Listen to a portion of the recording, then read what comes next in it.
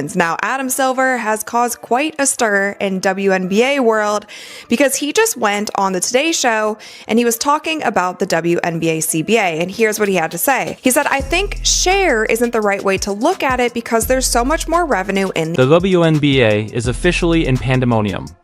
Commissioner Cathy Engelbert and NBA President Adam Silver are reportedly at odds. Players are furious. Owners are panicking. And one person, Caitlyn Clark, might determine the league's future. And the irony is awful. The same player who saved the league may now be the reason it is tearing itself apart. So who is losing power here?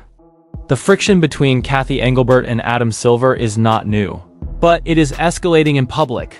In this cycle of collective bargaining, and they deserve it. So what he's talking about here is the revenue share that the players have been fighting for. So essentially what the players have said in these negotiations is that they want to be paid more when it comes to their salary, but they also want a higher percentage of the revenue split because currently they are only getting 9% of that revenue split, but we have went over it a million times, you guys. The structure of the WNBA, the finances in the WNBA, and the structure of the finances in the trigger, Caitlyn Clark. Yes, you heard that correctly. The same player who improved ratings, packed venues, and made the WNBA a weekly trending topic has now accidentally sparked a full-fledged power battle between the league's leadership and the players' union.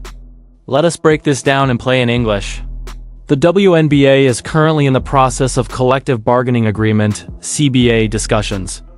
That is where players and league executives battle over money, salaries, bonuses, and, most crucially, revenue sharing. Essentially, who gets what portion of the pie.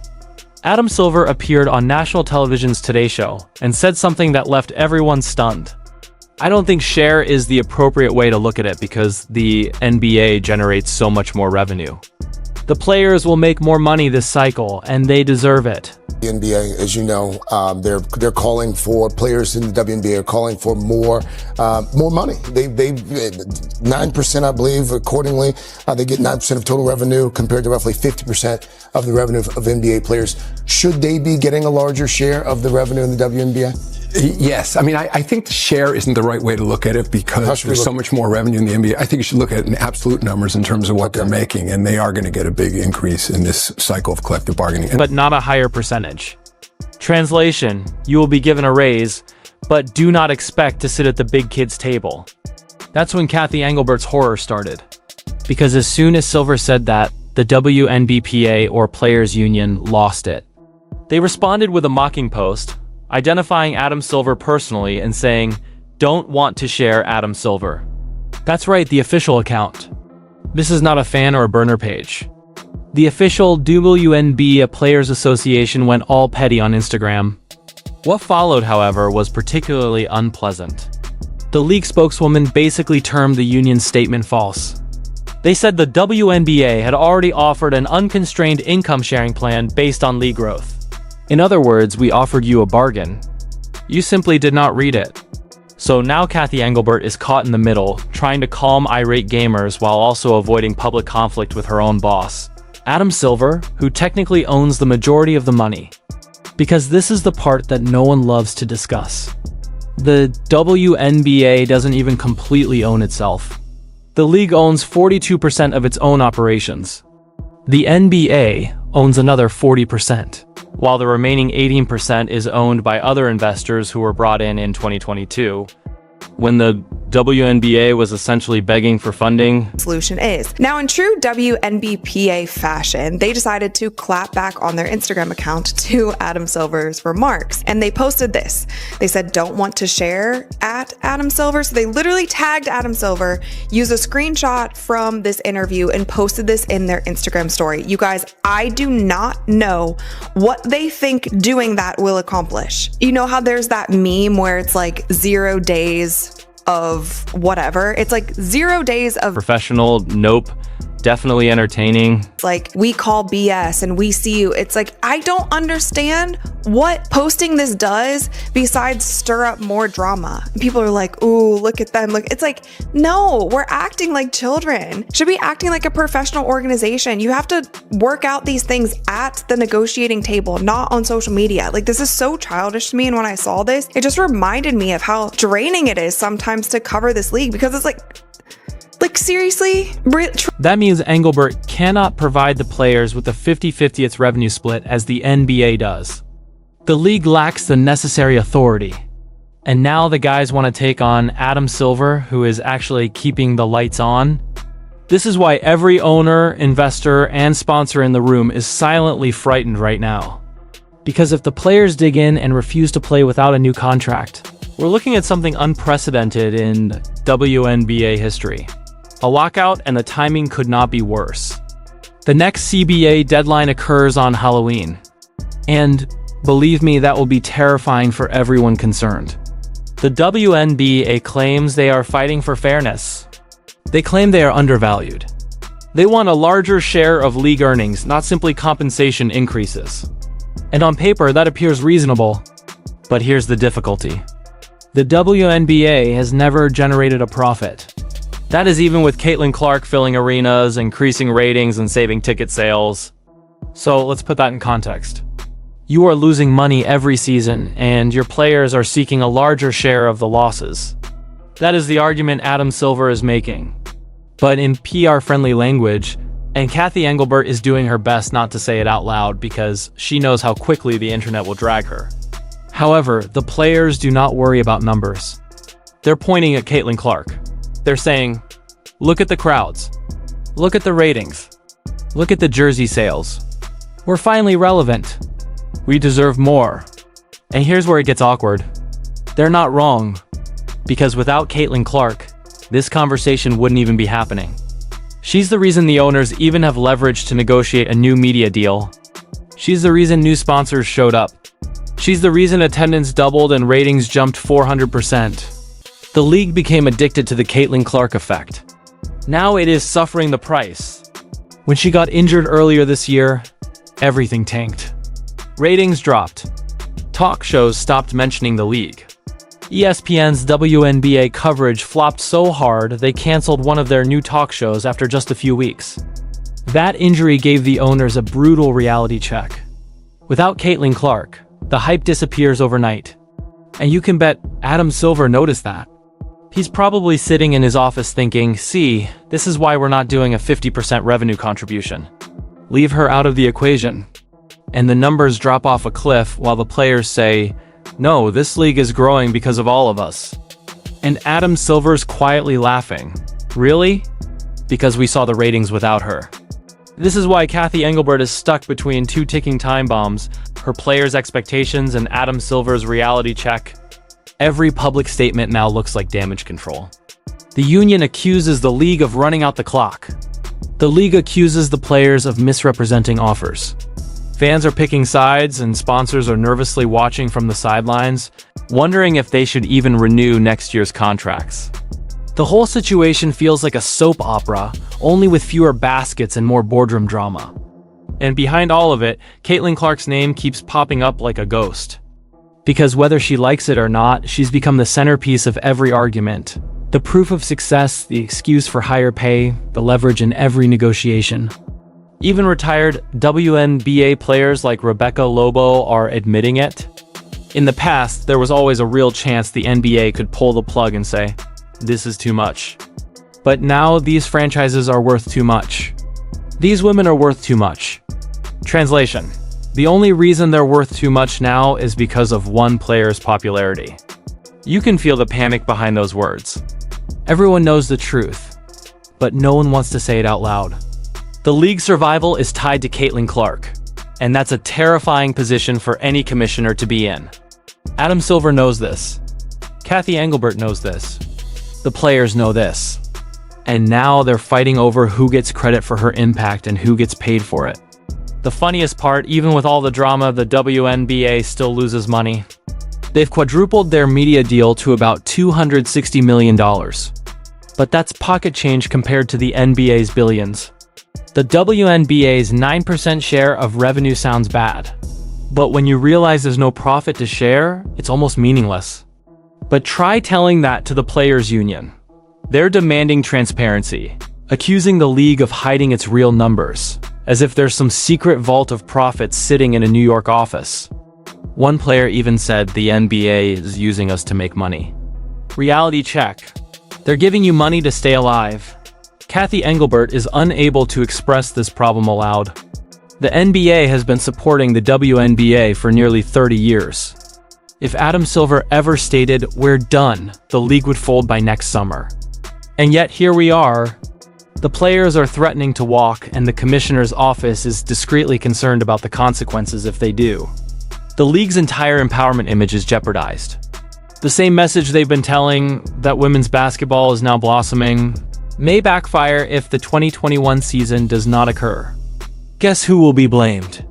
Caitlyn Clark. Because if there is no 2021 season, every sports outlet will claim that the Caitlyn Clark period changed everything. Not because she did anything wrong, but because her success exposed how flawed the league's basis was. She set such high expectations that even the owners are struggling to keep up. So sure, WNBA officials are in complete panic mode. Cathy Engelbert is trying to be kind. Adam Silver is trying to seem conciliatory. The players are tweeting shade. And Caitlyn Clark is presumably somewhere in Iowa, trying to concentrate on her jumper. She is completely ignorant that she has unwittingly ignited a conflict between billionaires and union representatives, and the pandemonium is not abating. Rather, it is spreading. Every day, new reports emerge from the conflict between Cathy Engelbert and Adam Silver. At this point, it's more a power struggle than a debate among leaders. What began as a few offhand remarks about money by Adam, Silver has now escalated into a full-fledged crisis within the WNBA. Here is the truth. Both Engelbert and Silver are correct, but also incorrect. Adam Silver understands how important NBA support is to the league's survival. He understands that the WNBA has not produced a steady profit since its inception. There is no league without NBA money and owner support. So, when players start requesting a 50% income split similar to the NBA, he is not being cold or dismissive. He's being realistic. When the league is operating on borrowed funds, he understands that 50% must be distributed. But Cathy Engelbert has a different dilemma. She is the league's face, the one forced to grin in front of cameras while players accuse management of greed. She cannot admit what Adam Silver can. That the business side is struggling to keep its head above water, because if she does, sponsors fear, fans lose faith, and the entire growth story crumbles. Add Caitlyn Clark to the mix and everything explodes. Her rise in popularity instilled in players a newfound sense of confidence. Suddenly, the figures looked fantastic. Attendance, viewership, and jersey sales are all extremely high. So the players began to say, "See, we're growing. We deserve more." But here's what they don't want to hear. It's not us, it's her. Caitlyn Clark changed the game. Not the system. The system is still broken. One player cannot reverse decades of poor management and financial ruin. But try telling that to a room full of celebrities who regard her success as proof that they too deserve to be millionaires. And when Caitlyn was injured, the mask slipped off. Ratings fell. Media coverage has vanished. The casual fans who were finally paying attention had stopped watching. The owners witnessed just what life is like without her. And it was not pretty. That's when panic spread throughout the front office. Adam Silver is now citing the drop-off as proof in talks. He's telling Cathy, "See, it's not the league that's growing. It's one player driving the whole thing." He's basically warning her. Don't give away more money when the entire business depends on one person. Meanwhile, Caitlyn is stuck trying to keep the players happy, even though they're calling her leadership out of touch. Rather of working behind closed doors, the WNBA is slinging shade on social media. And it is embarrassing. They're sharing memes and caustic captions like high school students, not professionals negotiating multi-million-dollar contracts. Here's the kicker. Both parties are using Caitlyn's name as a bargaining chip. Adam Silver uses her success to rationalize why the league should not boost the income share, claiming she is the reason for the growth, not the structure. The players use the same example to demand more, claiming she embodies their collective value. Poor Caitlyn, she's not saying anything. She's probably at the gym shooting threes while her name is bandied about in boardrooms she didn't even request to be in. The league's entire identity dilemma is now centered around her. Adam Silver does not want another NBA-level lockout drama on his record, especially for a league that barely breaks even. He wants this addressed quietly, with a little raise and a few headline words about growth before everyone moves on. Cathy Engelberg, on the other hand, is eager to demonstrate her ability to administer this league autonomously. But when the players start arguing with her and criticizing her leadership, she appears weak. This conflict has moved from business to personal. Adam Silver is tired of the WNBA's internal strife making headlines. Both are tired of feeling like a puppet, and the players are tired of hearing "we'll get to it next year." But the ugly truth is simple. Without Caitlyn Clark, there wouldn't be this argument. She's the reason the players feel bold enough to demand more, and the reason the owners are too scared to give it. You can almost feel the nervous energy in every press release. The smiles look forced. The quotes sound defensive. Everyone knows the league's walking a thin line. If a deal doesn't happen soon, a lockout's almost guaranteed. The deadline is Halloween. And for the WNBA, that might be the most fitting date possible, because if they blow this, it'll be a nightmare. Sponsors will pull out, fans will move on, and networks will quietly drop coverage. And when that happens, all those headlines about women's sports finally booming will age fast. The WNBA's fighting over numbers. But the real problem is power: who has it, who wants it, and who can hold it. Cathy Engelbert and Adam Silver are both running out of time, and Caitlyn Clark's success just turned the heat up higher. So, what do you think? Is this leadership battle going to save the league or sink it? Hit like and subscribe for more, because now other players and analysts are starting to speak up. They're saying this wasn't the first time. A coach messed with an injury timeline for PR. So Stephanie's about to become the poster child for bad management. Instant regret doesn't even cover it. This is the career-ending kind of regret. You can already see the Fever trying to scrub their mess. Getting old posts, editing quotes, acting like none of this happened. But come on, the internet never forgets. Caitlyn Clark is fine now. Doctors say she's healthy and ready to play. But this whole saga proved one thing. Some coaches care more about optics than honesty. And Stephanie White just found that out the hard way. The fallout from this whole mess has been wild. You'd think after getting exposed by actual doctors, Stephanie White would come out, phone it in, and move on. But no, instead she's doubling down like nothing happened. She's smiling in pressers, dropping those same "one day at a time" lines like a broken record. It's almost impressive the confidence it takes to act this delusional on camera, and now fans are letting her have it. The Fever's comment section looks like a war zone. Every post, no matter what it's about, "Congrats to our interns." "Happy birthday, Aaliyah." So find 50 people typing "Stop lying about Caitlyn" under it. That's what happens when you insult people's intelligence. You can't call fans family one day and then feed them made-up injury updates the next. People care. They watch every game. They follow every press conference. And when you lie to them, they notice. The best part is the doctors who broke the story aren't backing down either. They've been doing interviews explaining exactly why the Fever's version of events made no medical sense. One even said, "It's highly unlikely a professional athlete with multiple groin strains could return to full movement in under 2 weeks." Translation: Stephanie White, you're full of it. And the timing of everything makes her look even worse. Remember when she said Caitlyn was almost ready right before that road trip? Yeah, it turns out that was the same week the team quietly filed for extra medical evaluations, which basically means they knew she wasn't close to ready. So not only did they lie, they planned around the lie. That's next-level manipulation. Even players from other teams are low-key calling it out without saying her name. One player posted a tweet saying, "Protect your body. They'll smile in your face and ruin your career behind your back." Everybody knew what that was about. And it's not just players. The media is waking up too. Reporters who used to back Stephanie are now starting to turn. An article headline literally said, "Fever coaching staff faces credibility crisis." Yeah, credibility crisis. That's journalist code for "we caught you lying." But let's go back to the core of this. Why lie in the first place? Because the team was desperate. The Fever season was hanging by a thread, and instead of being transparent, they tried to fake optimism. You know the classic "she's fine, just resting" routine. The problem is, when you keep saying that for 3 months, people start connecting dots. Fans realized something wasn't right. Caitlyn's body language said it all. She wasn't injured anymore. She was frustrated.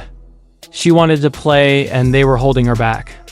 And if that's true, that's not just bad leadership. That's sabotage. There's this clip floating around from a post-game presser where Stephanie said, "We're being cautious with Caitlyn."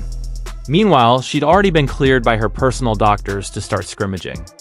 You can literally see the assistant coach's face twitch when she says it. Like even he didn't believe what was coming out of her mouth. Now that the receipts are out, everything about her interviews looks off. The fake smiles, the vague medical talk, and the "she's feeling good" lines, all of it looks like damage control in real time, and fans are brutal. One tweeted, "Stephanie White treating Caitlyn Clark's recovery like a Netflix cliffhanger." Another user wrote, "Can someone convince the Fever this isn't the CIA? We can handle the truth." That's the internet for you. They make everything a comedy, yet there is always truth behind the punchlines. Stephanie White's best strategy at this moment may be to stay quiet for a bit, because every time she opens her mouth, the situation worsens. The internet is dubbing it the Caitlyn cover-up. The memes are flowing, and while it's entertaining to see, it's also sad since the entire situation might have been prevented if honesty had been the first option. So, yes, instant regret occurred, but the damage had already been done.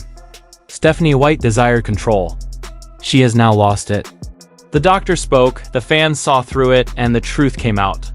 Caitlyn is fine, but the coaching reputation is not very good. What are your thoughts? Was the Fever disciplined for this, or did they simply fire her? Please share your ideas below. Click like and don't forget to subscribe for more.